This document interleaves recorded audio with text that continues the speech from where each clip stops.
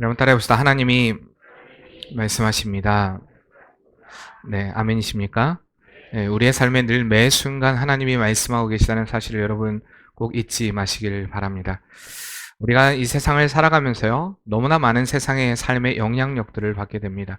특별히 문화라는 것이 우리 안에 이 시대 가운데 얼마나 많은 영향력을 미치고 있는가 우리는 분명히 잘 알 수가 있습니다. 요즘같이 미디어가 이렇게 발달이 되고 전 세계가 그 하나의 네트워크로 연결된 이러한 시대에서는 안방에 앉아만 있어도 이 세상의 모든 문화를 다 접할 수가 있습니다.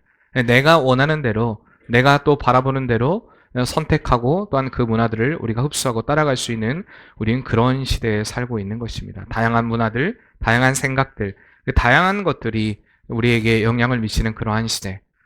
그런데 이러한 시대를 살아가는 우리에게 있어서 특별히 하나님의 부름을 받은 성도로서 이 시대를 살아가기는 쉽지는 않다라는 것입니다. 왜냐하면 너무나 많은 영향력들이, 너무나 많은 세상의 소리들이 우리를 유혹하고 또한 우리에게 엄습해 오기 때문입니다. 절대 우리가 받아들이지 말고 절대 수용하지 말아야 될 그것도 우리가 어느덧 나도 모르는 사이에 그것을 우리가 흡수하고 있고요. 그것을 받아들이고 그것대로 우리가 생각하고 행동하고 하는 그런 모습들을 보게 됩니다. 참 무서운 시대를 살고 있죠. 제가 왜 이러한 문화가 발달된 시대를 무서운 시대라고 이야기를 하고 있느냐면요.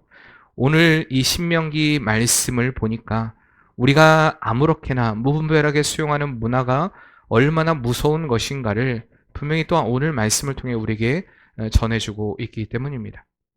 이 신명기의 말씀은요. 모세가 이제 그의 사역이 막바지의 이름을 알게 되었습니다. 신명기는 세 편의 모세 설교로 되어 있는데요. 이 모세는요, 신명기의 말씀을 통하여 이스라엘 백성들에게 여러 가지를 이야기하는데 그 중에 또한 기본이 되는 세 가지가 뭐냐면 기억하라는 것입니다.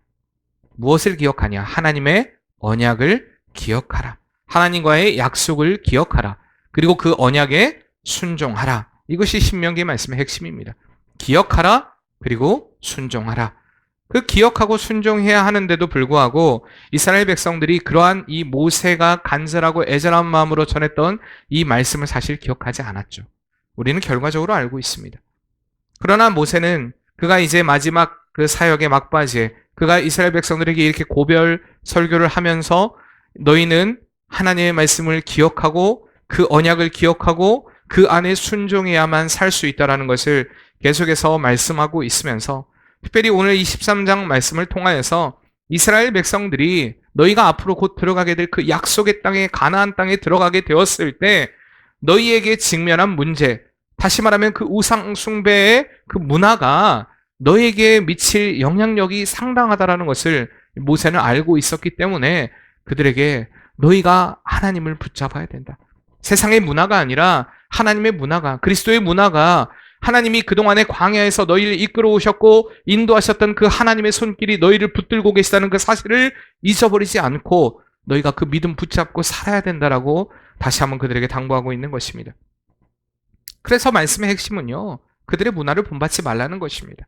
당시 가나안 땅은 온갖 우상으로 난무한 그러한 사람들의 삶을 살고 있는 그런 우상의 땅이었습니다.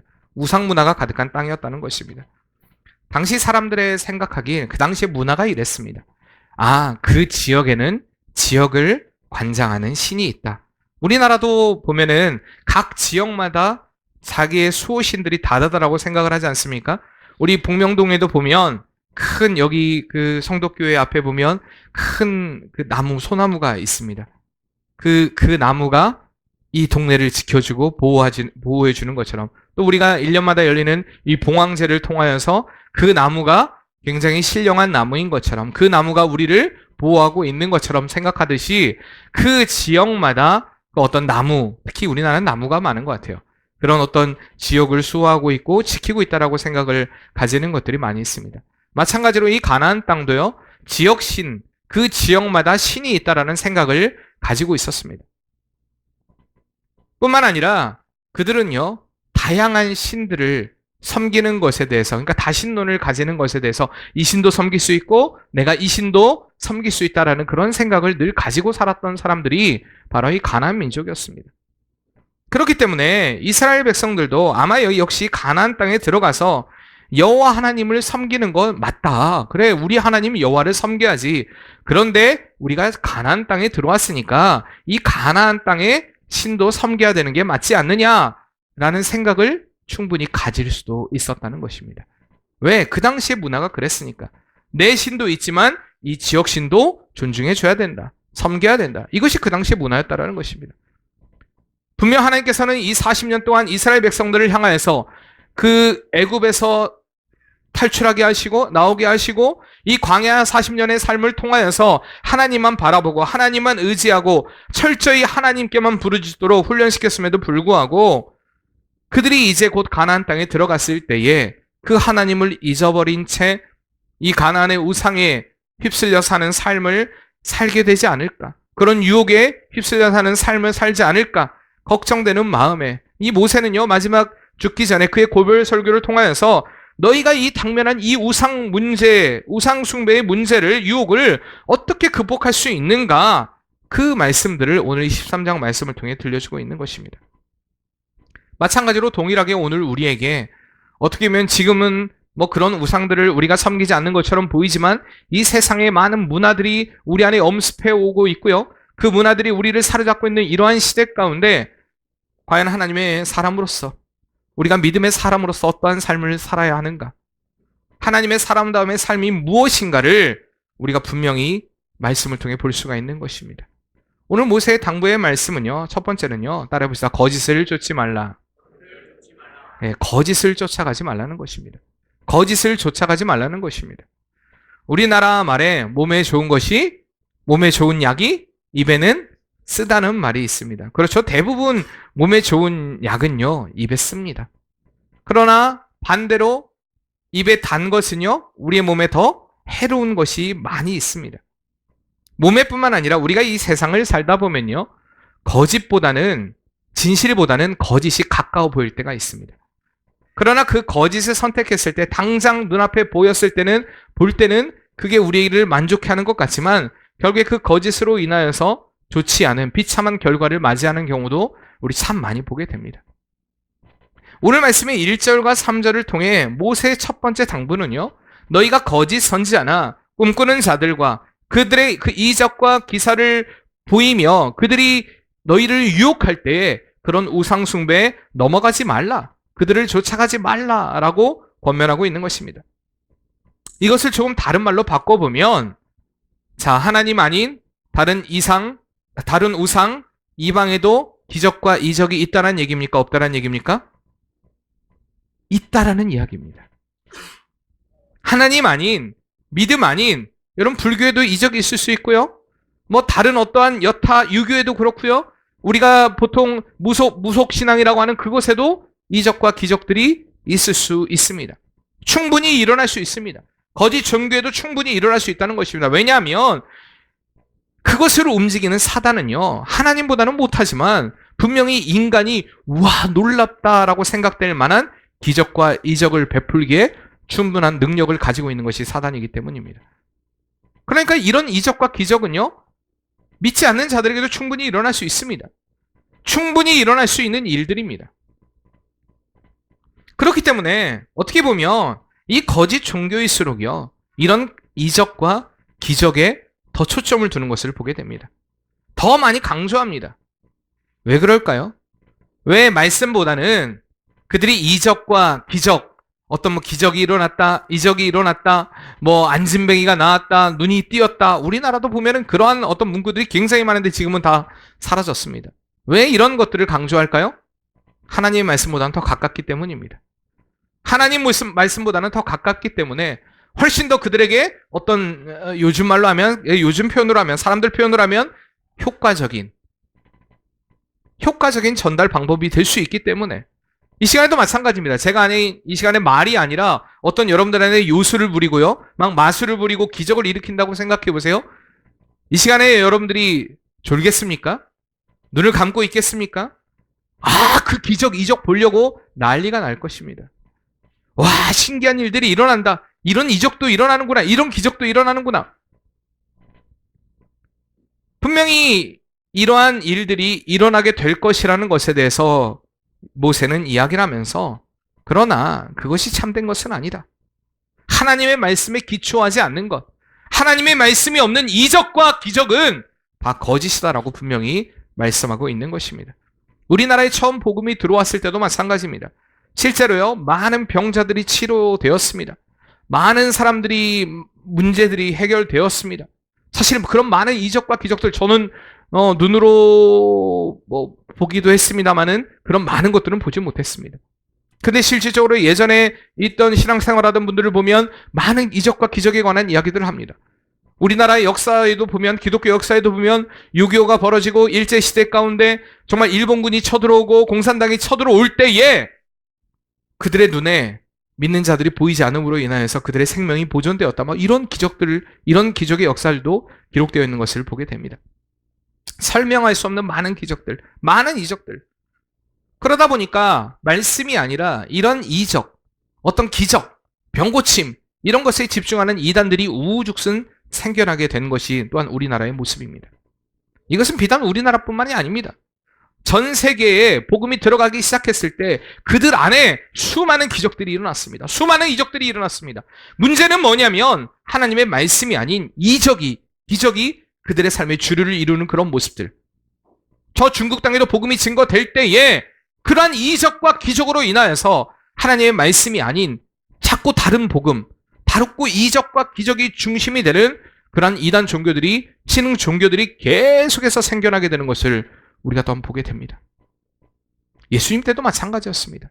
예수님이 복음을 분명히 증거하셨지만, 그리고 그 복음을 효과적으로 증거하기 위해서 분명히 하나님께서는 예수님께서는 말씀을 가지고 증거하시면서 여러 가지 이적과 기적을 일으키셨습니다. 근데 사람들은 말씀에 집중한 것이 아니라 예수님이 일으키신 이적과 기적에 집중한 것을 우리가 보게 되지 않습니까? 사람들은 이렇듯 감성적인 것, 내 어떠한 감정을 흥분케 하는 것에 사람들은 민감하게 되어 있습니다. 이게 죄인된 인간의 본성이라는 것입니다.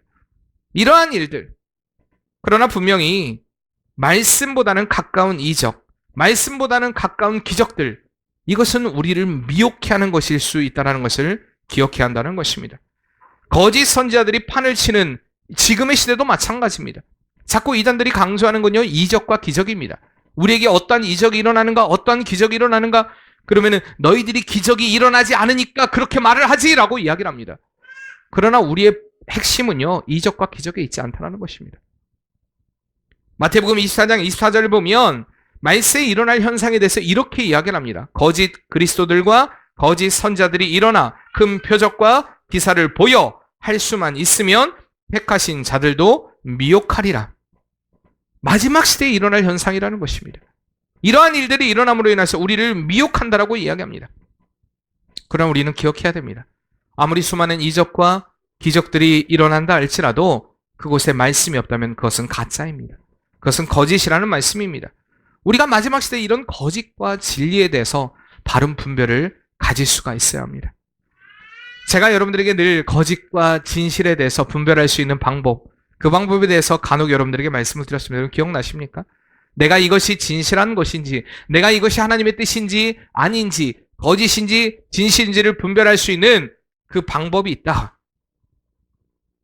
생각나십니까? 따라해 봅시다. 그 일에 하나님이 이유가 되고 있는가? 여러분 이것을 생각하면 됩니다. 과연 그 일에 하나님이 이유가 되고 있는가? 우리가 이것을 생각해 보면 그것이 진실인지 거짓인지 진짜인지 가짜인지를 확실히 분별할 수 있다는 것입니다. 여러분들의 삶에 어떠한 일을 하든지 하나님이 이유가 되지 않는다면 그것은 거짓이 될 수밖에 없습니다. 만약에 여러분들이 병에 걸렸다고 생각해 보세요. 내가 그 병에 걸렸다면 어떻게든 그 병 고침을 받으려고 노력을 할 것입니다. 그래서 그 병 고침을 받기 위해서 이적과 기적이 일어나는 곳을 찾아갈 수도 있습니다. 그런데요, 그곳에서 이적과 기적이 일어나서 내 병을 고친다 한들 그 안에 말씀이 없고 그 안에 새로 얻은 생명으로 인해서 하나님을 위한 삶을 살지 않는다면 그 육신은 곧 썩어갑니다. 또 병 걸리고요, 또 죽습니다. 그 아무런 의미 없다라는 것입니다. 여러분들의 삶 가운데 무엇을 고민하고 있습니까? 날마다 나의 만족, 나의 기쁨, 나의 채움, 나의 것들, 내 것을 위해서, 나의 행복을 위해서 살아가는 삶이라면요, 그 삶에 하나님이 이유가 없다면, 이유가 되지 않는다면 여러분 그 삶은 잘못된 삶이라는 사실입니다. 내가 먹는 것도, 내가 입는 것도, 내가 누리는 모든 것도 하나님이 이유가 된다면 그것이 참된 것이라는 사실을 여러분 꼭 기억하시길 바랍니다. 오늘 모세는 백성들에게 이야기합니다. 너의 눈앞에 펼쳐지게 될 어떠한 기적이라도, 어떠한 이적이라도 그것이 하나님으로부터 나오는 것이 아니라면 거짓이다. 그것이 얼마나 큰 기적이든, 그것이 얼마나 너희에게 매력적인 것이든 너희는 그것이 아닌 하나님의 말씀을 붙잡아야 된다라고 그들에게 당부하고 있는 것입니다. 고린도후서 11장 14절 말씀에 보면요, 사단은 자신을 광명한 천사와 같이 가장한다라고 이야기합니다. 광명한 천사와 같이. 무슨 말입니까? 우리에게 매력적이게 보일 수 있다는 것입니다. 충분히 사단의 일이 우리에게 매력적이게 보일 수도 있다는 사실입니다. 제가 아는 여러분들 중에서도 몇 분이 뭐 점도 보시더라고요. 여러분 그런 자리에서 벗어나시길 바랍니다. 내가 보니까 맞더라고. 맞아요. 점쟁이들이요, 어떻게 맞히시는지 아십니까? 귀신같이 맞춥니다. 점쟁이들 귀신같이 맞춥니다. 왜? 귀신의 역사기 때문에. 근데 그 귀신같이 맞히게 하는 그 일이 나를 살리는 일인가 죽이는 일인가 여러분 생각해 보세요. 결국에 우리를 죽이는 일입니다. 사단의 일은요, 거짓된 일은요, 결코 우리를 살리는 일이 될 수 없다는 사실입니다. 사단의 유혹은요, 굉장히 달콤합니다. 우리를 매혹시키기에 충분히 매력적인 것이 바로 사단의 일이라는 것을 기억해야 한다는 것입니다. 에덴 동산에서 아담과 하와가 그 선악과를 보았을 때 뭐라고 고백합니까?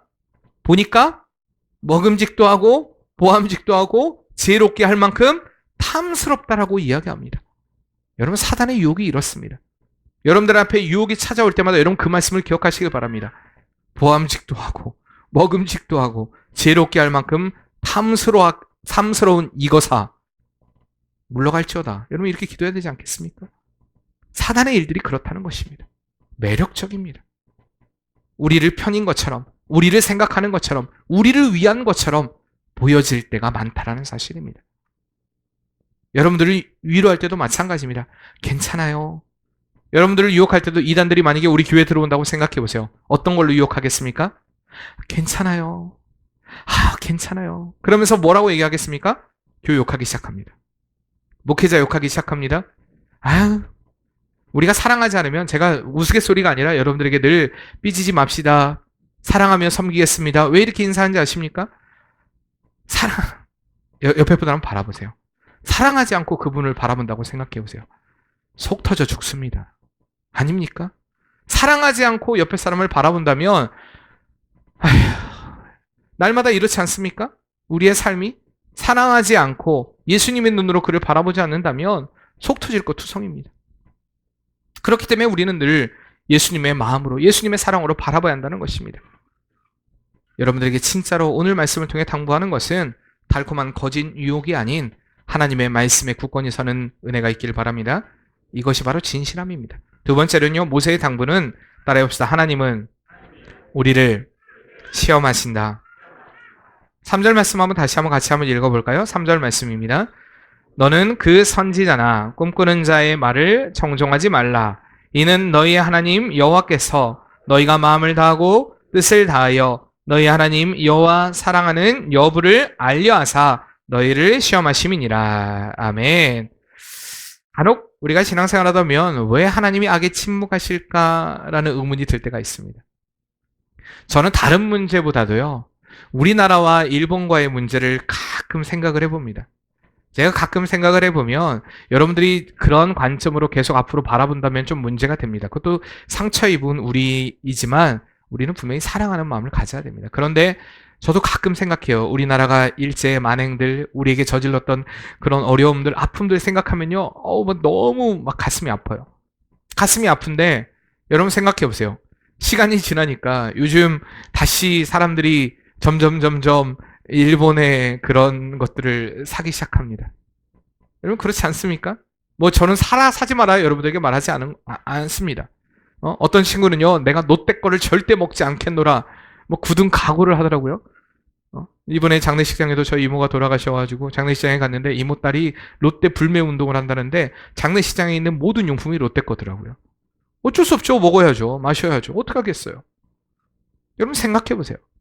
요즘 사람들이 이제 조금 이제 10월 달쯤 지나고 나니까 일본 사람들이 전공법을 써가지고 이제 차 할인을 하기 시작하고 그러면서 점점점 일본 차의 그 우리나라 사람들이 사는 그 빈도가 굉장히 높아지고 있다고 합니다. 잊어버리죠. 망각합니다. 저는요, 용서는 해야 되지만 망각은 하지 말아야 된다고 생각합니다. 그게 제 마음이에요. 살아 사지 말라는 얘기는 아닙니다. 여러분 생각해 보세요. 그런데요, 이렇게 악한 자들, 제가 악한 자들을 생각할 때마다 생각나는 그 나라가 있다면 일본이에요, 일본. 왜 하나님께서 가만히 놔두실까? 아니, 저렇게 썩어가고 있는, 저렇게 방사능으로 오염된 것들을 계속 내보내는, 어떻게 저런 나라를 가만히 놔두실까? 막 생각하면, 우리가 이제 마음대로 어떻게 보면 앞으로 먹지 못할 것이 너무 많을 그러한 우리는 시대에 살 수 있습니다. 어떻게 하지? 걱정이 되기도 합니다. 왜 악인들에 대해서 침묵을 하실까? 그 의문에 대한 답이 바로 오늘 여러분들이 읽었던 3절 말씀입니다. 하나님은요, 때론 자기를 사랑하는 백성들을 시험하시기 위해서 악한 자들을 사용하시기도 한다라는 이야기입니다. 이 말은요, 하나님이 악을 조장한다. 악의 하나님의 명령에 의해 이루어지는 것이다라는 것을 이야기하는 것은 아닙니다. 단지 하나님의 주권 아래에 있는 그 악인들의 활동을 침묵함으로 인하여서 하나님의 사람들을 시험하기도 하신다는 말씀입니다. 과연 내가 이런 상황 가운데서도, 네가 과연 이런 상황 가운데서도 나를 사랑할 수 있겠니? 너에게 이런 어려움이 온다 해도, 너에게 이런 고통이 온다 해도, 너에게 이런 시련이 온다 해도 네가 나를 사랑할 수 있겠니? 하나님이 우리를 그렇게 또한 시험하시기 위해서 시험을 줄 수도 있다는 것입니다. 성경은 수많은 곳을 통하여서 하나님을 질투하는 하나님으로 소개합니다. 나 여호와는 질투하는 하나님이다.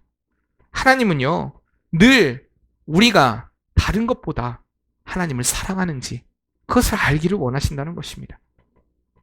아브라함에게 100세에 낳은 이삭을 하나님께 바치라고 했던 것처럼 하나님이 우리를 얼마나 사랑하는지를 알고 싶어 하신다는 사실을 우리는 알아야 된다는 것입니다. 모세는 이런 하나님을 알았기 때문에 아무리 거짓 선지자들의 달콤한 유혹이 너에게 온다 할지라도 그것이 너의 삶의 문제를 해결해 주는 것처럼 보일지라도 너희는 하나님의 편을 선택하라고 말씀하고 있는 것입니다. 하나님은 오늘도 우리에게 동일하게 묻고 계십니다. 내가 나를 사랑하니? 너의 사랑을 나에게 보여줄 수 있겠니? 과연 여러분들은 그 물음 앞에 어떻게 대답하시겠습니까?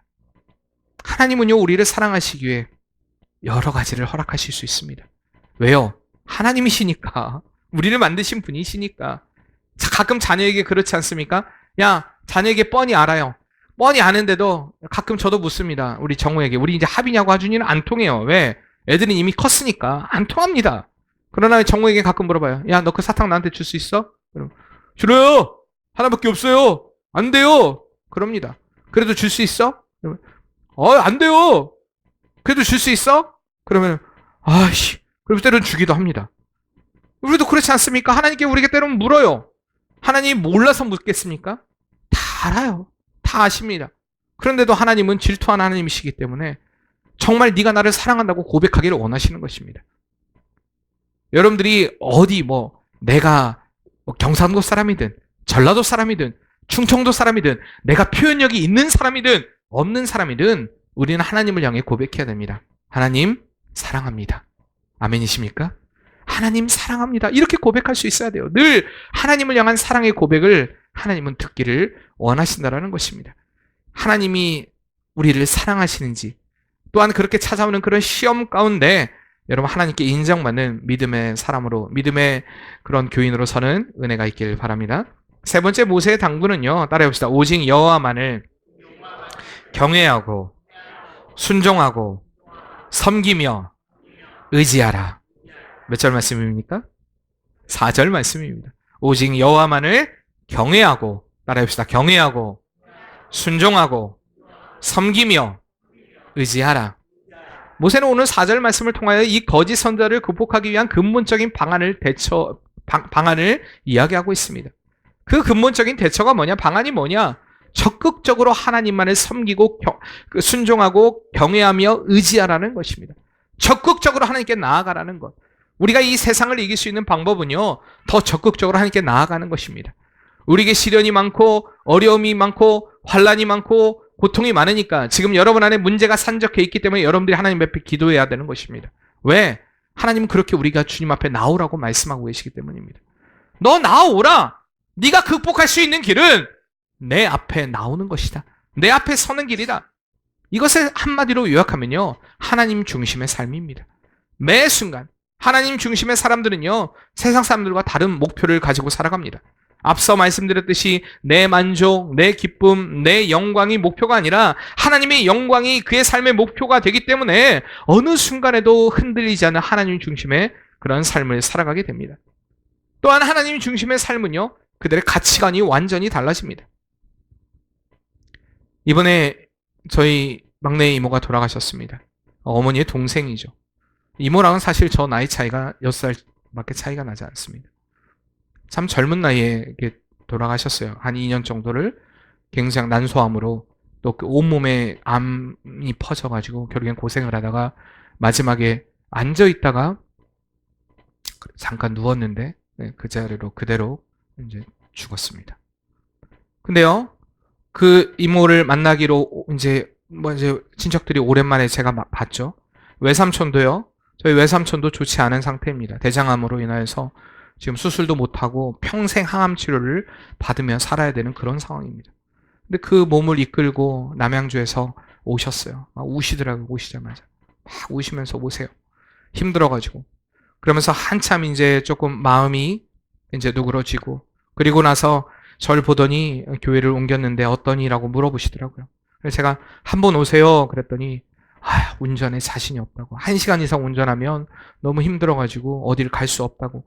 그렇게 말씀하시고 나서 갑자기 주제를 바꿔서 청주에 대금이 유명한 분이 계시다라는 얘기를 하더라고요. 왜냐면 요즘 삼촌이 이제 암에 걸리셨으니까 그 남양주에서 생활하시면서 뭐 이렇게 나무도 깎으시고 여러 가지 뭐도 만드시고 그러면서 특별히 이 대금에 관심이 많으세요. 대금을 부시거든요. 한 11년 정도 됐다는데, 그러면서 대금을 부시는데 청주에 그렇게 대금을 기가 막히게 만드는 그런 장인이 있다라는 얘기를 하시더라고요. 그리고 청주에 그렇게 유명한 뭐 전국에서 제일 큰 대금 카페가 또 있다고 하더라고요. 여러분 아셨습니까? 전혀 몰랐어요. 그러면서 한 번은 꼭 청주를 가야겠다고. 저 때문에 오신다는 얘기는 아니고요. 대금 때문에 오신다고 그러시더라고요. 몸은 힘드신데 대금 때문에는 꼭 오시겠다고. 한 번은 와야겠다고. 여러분 생각해 보세요. 지금 삼촌은요, 몸도 아프시고요, 여러 가지 환경 가운데 있지만 자신에게 위로가 되는 이 대금이 가장 큰 가치입니다. 그렇기 때문에 그것만 생각하세요. 제가 있어서 청주에 오고 싶은 것도 아니고요, 누나가 있어서 오고 싶은 것도 아니고요, 대금의 장인이 청주에 있기 때문에. 여러분 생각해 보세요. 여러분들 지금 무엇에 관심을 가지고 있습니까? 하나님으로 인하여 가치관을 세운 사람들은요, 오직 하나님에 대한 관심만 가지게 됩니다. 하나님을 알기 이전에 관심을 가졌던 것들, 이것에 대해서 이제는 아무런 가치를 느끼지 못하게 된다는 것입니다. 하나님을 섬기기 전에 내가 최우선으로 생각했던 것들이 이제는 나의 삶의 최우선이 아니게 되는 은혜가 일어나게 되는 것입니다. 과연 여러분들에게 예수님을 믿기 전과 믿은 후에 확실한 변화가 있었습니까? 주님이 전부 되었기에 사도 바울처럼 모든 것을 배설물로 여길 수 있는 그런 변화가 여러분의 삶에 일어났다고 생각하십니까? 우리는 늘 하나님 앞에서 냉정하게 우리 자신을 평가해 봐야 합니다. 오늘 4절의 말씀처럼 오직 여호와만을 따르고 경외하며 지키며 청종하며 순종하며 의지하는 삶을 살기를 원하는가?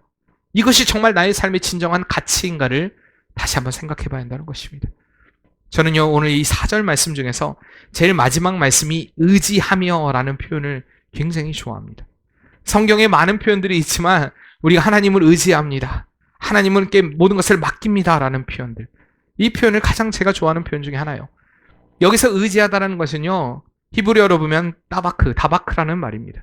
이 다바크라는 말은 원형으로 보면 다바크라는 말인데 무슨 말이냐면 매달리다라는 얘기입니다. 붙어있다, 매달리다, 쫙 달라붙다, 들어붙다, 결합하다, 힘써 쫓아가다, 이런 뜻을 가지고 있습니다.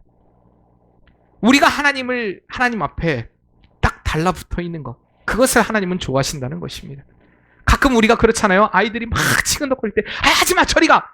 싫어서 그러진 않지만 때로는 우리는 인간인지라 우리가 피곤하고 힘들면은 막 엄청 짜증이 납니다. 좀 달라붙지 마. 그러나 하나님은요, 우리가 달라붙어 있는 걸 좋아한다니까요. 요한복음 말씀에 예수님께서 나는 포도나무요 너희는 가지라고 말합니다. 그리고 너희가 내 안에 붙어 있어라고 얘기합니다. 너희가 내게 붙어 있으면 많은 과실을 맺게 된다라고 말씀하십니다. 주님은 우리가 주님께 붙어 있는 것을 너무나 좋아하신다는 사실, 여러분 꼭 잊지 마시길 바랍니다. 인간은 실증을 낼 수 있습니다. 인간은 멀어질 수 있습니다. 그러나 하나님은 결코 우리와 멀어지시는 분이 아니시라는 것입니다. 언제나 우리가 하나님께만 붙어 있으면 세상을 이길 수 있는 비결이 거기에 있다는 것, 여러분 꼭 기억하시길 바랍니다. 결코 떨어지지 않으리라는 굳은 믿음과 굳은 결심으로 여러분 주님 앞에 붙어 있어 많은 열매를 맺어가는 복된 성도의 삶이 되길 바랍니다. 마지막으로 모세의 네 번째 당부는요, 따라해봅시다. 악을 제어하라. 바로 이 모세가 마지막으로 그들에게 얘기하는 것은 악을 제거하라는 것입니다. 악을 제하라. 하나님은 악에 대해서 언제나 강경한 태도를 취하고 계십니다. 오늘 말씀 5절에도 보면 선지하나 꿈꾸는 자에 대해서 뭐라고 말씀하십니까? 5절 말씀에 보면 선지하나 꿈꾸는 자는 뭐하라? 죽이라 말씀하십니다. 죽이라. 죽여버려라. 악에 대해서 미온적인 태도를 취하지 말라는 것입니다. 성도를 미혹해 하는 자들의 목적은 한 가지입니다.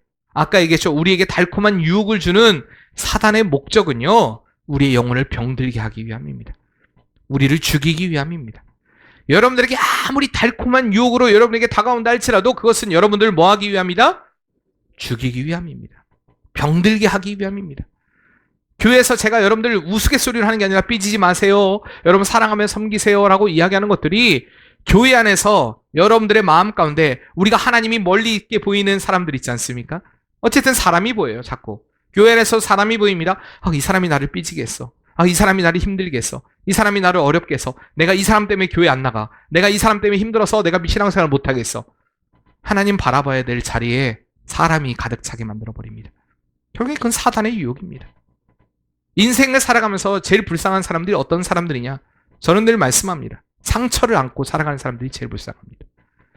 그 사람이 나에게, 제가 아까 일본과의 관계도 말씀드렸지 않습니까? 우리가 용서해야 됩니다.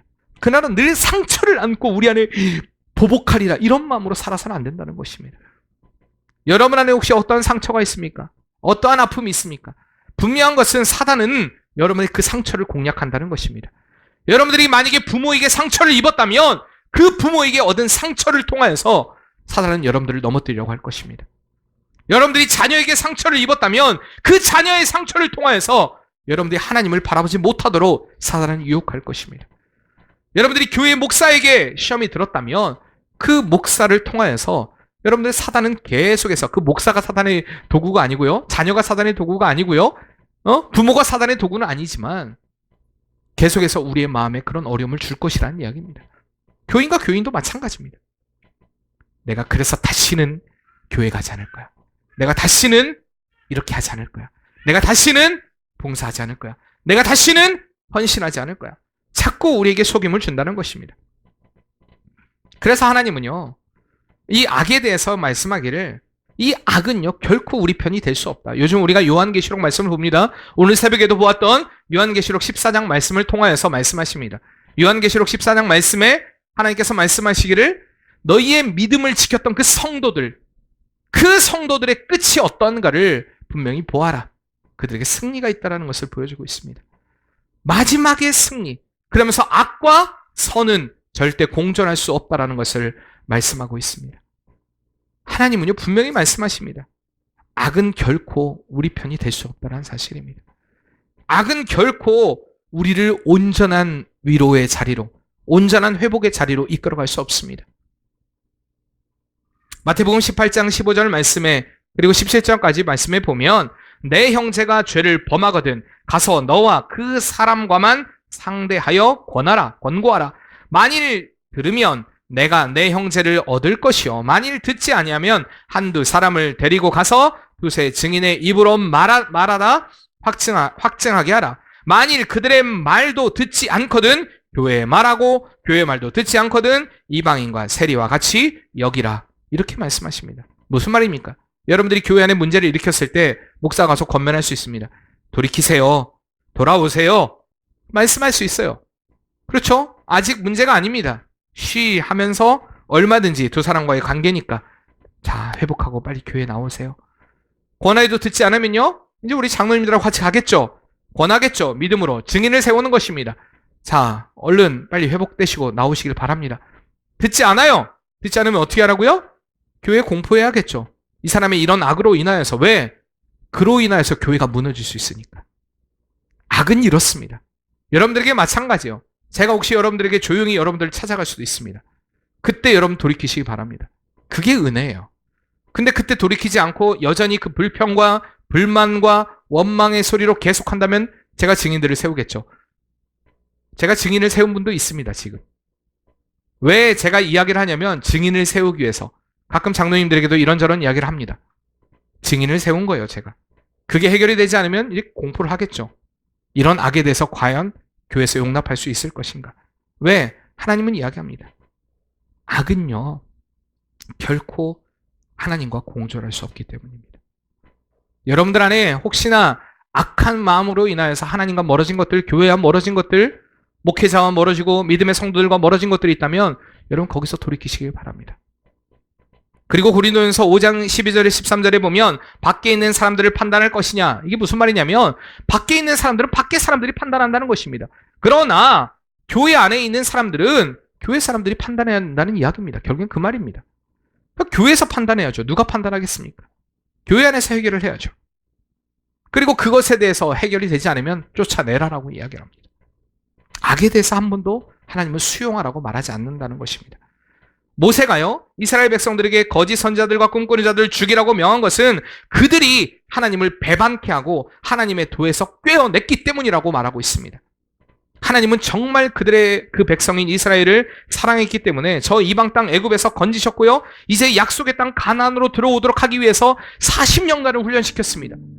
2주도 안 되는 길을 40년간 훈련을 시킨 이유가 무엇입니까? 하나님만 바라보도록, 하나님만 의지하도록, 하나님만 신뢰하도록. 그런데 그 하나님의 모든 수고를 헛것으로 만들려는 것이 바로 거짓 선지자들과 바로 꿈꾸는 자들이었다는 것입니다. 오늘날 교회의 속임도 똑같습니다. 동일합니다. 사단의 속임이 동일하다는 이야기입니다. 하나님의 일을 헛된 것으로 보이게 만들어 버립니다. 하나님을 위해 헌신하고 하나님을 위해 봉사하고 순종하고 따랐던 그 모든 일이 헛된 노력인 것처럼 만들어버리는 것이 바로 우리를 향한 사단의 속임이라는 이야기입니다. 사랑하는 성도님들, 그러나 기억해야 됩니다.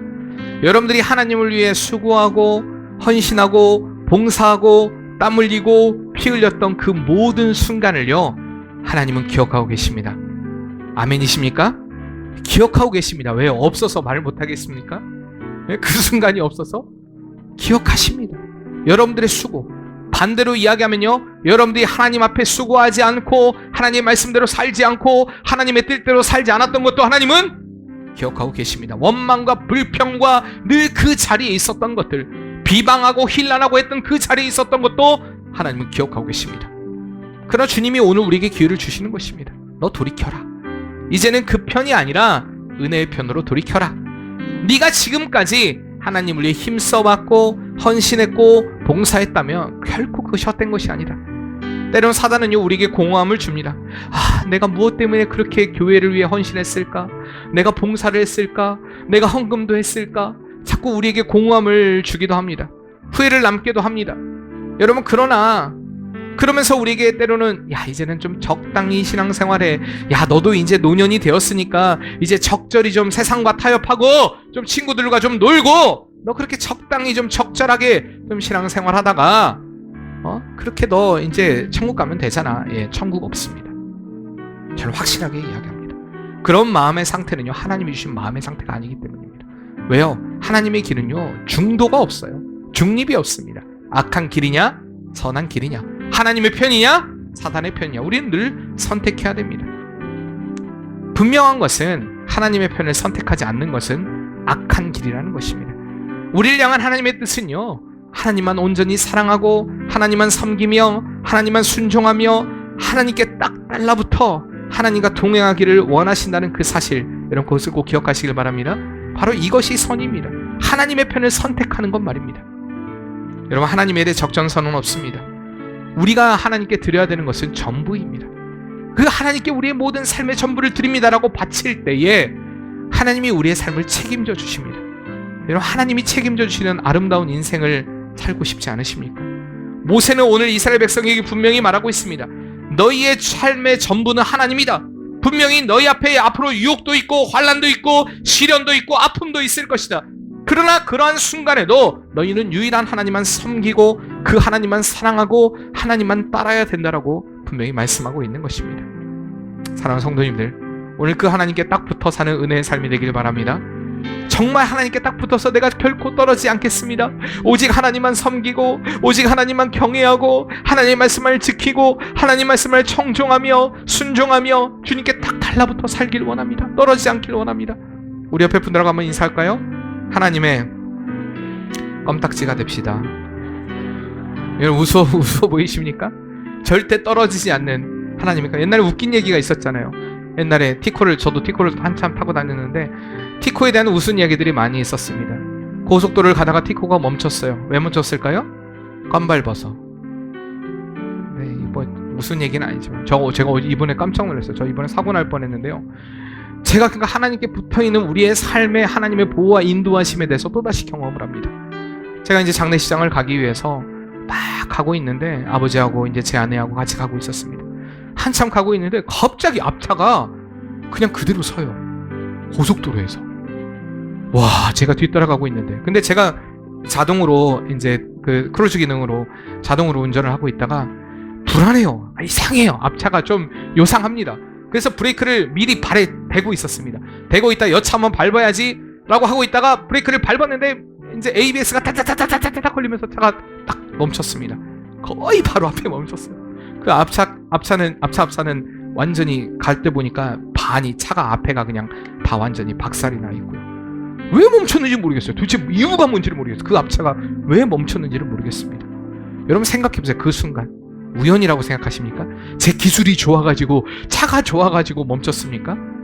제 아내는 그러더라고요. 역시 당신이니까 최고야. 당신이니까 멈출 수 있었어. 기분은 좋더라고요. 저니까 멈출 수 있었을까요? 하나님의 보호함입니다. 하나님의 인도함입니다. 하나님의 사람들은요, 반드시 하나님이 책임져 주셔야 돼요. 물론 사고가 날 수도 있어요. 났다고 해서 하나님의 보호함이 없고 인도함이 없다는 얘기 아닙니다. 그러나 하나님은 우리를 막다른 골목까지 이끌어가지 않는다는 사실입니다. 그 하나님의 절대 인도와 보호, 우리가 그것을 기억하면서 하나님께 꽉 붙어 그 은혜 안에 사는 복된 성도의 삶이 되길 바랍니다.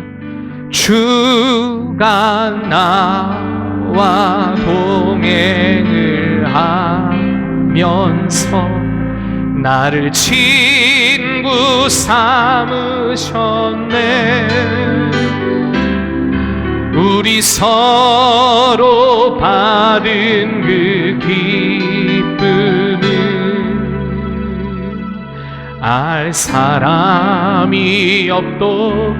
우리 다시 한번 고백합시다. 주가 나와 동행을 하며 주가 나와 동행을 나를 친구 삼으셨네. 나를 친구 삼으셨네.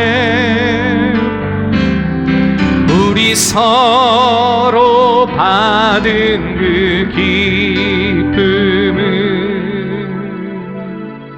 알 사람이 없도. 우리가 같이 기도할 때 하나님, 우리가 그 사랑을 받은 자답게 살아가길 원합니다. 우리가 늘 그 은혜 안에 거하길 원합니다. 그 주님의 인도하심 안에 보호하심 안에 거하길 원합니다. 그곳에 진정한 기쁨이 있고 만족이 있고 생명이 있다라는 사실을 우리가 기억하길 원합니다. 다른 어떤 세상의 유혹에 우리가 넘어가지 않게 도와주시고 우리를 향해 엄습해오는 이 거짓 선자들과 꿈꾸는 자들, 우리 어리석은 자들, 이방의 세력들의 이단의 세력들에 우리가 휩쓸리지 않게 도와주시고 오직 하나님 말씀 붙잡고 주님 붙잡고 믿음의 길을 걸어갈 수 있는 복된 성도의 삶이 되게 도와주시옵소서. 우리 같이 한번 결단하며 이 시간에 주 앞에 간절한 마음으로 기도하겠습니다. 사랑의 하나님, 우리가 주님과 온전한 동행의 삶을 이루어가길 원합니다. 하나님과 같이 꿈꾸는 자의 삶이 되길 원합니다. 믿음의 꿈을 꾸길 원합니다. 우리에게 어떤 시련이 온다 할지라도, 우리에게 어떤 환난이 온다 할지라도, 우리에게 역경이 온다 할지라도 아버지는 주님과 함께 가는 은혜 역사가 일어나길 원합니다. 우리와 함께 하시는 그 사랑을 기억하며 그 은혜를 기억하며 아버지는 꽉 붙어 사는 은혜가 있길 원합니다. 아버지 하나님 흔들리지 않길 원합니다. 하나님 아버지 하나님 주님 붙들어 주시고 온전히 아버지 하나님 주님 안에서 우리가 새로워지는 은혜의 심령이 되게 도와주시고 주님 안에서 아버지 하나님 온전히 아버지 하나님 믿음의 길을 걸어갈 수 있는 복된 성도의 삶이 되게 도와주시옵소서.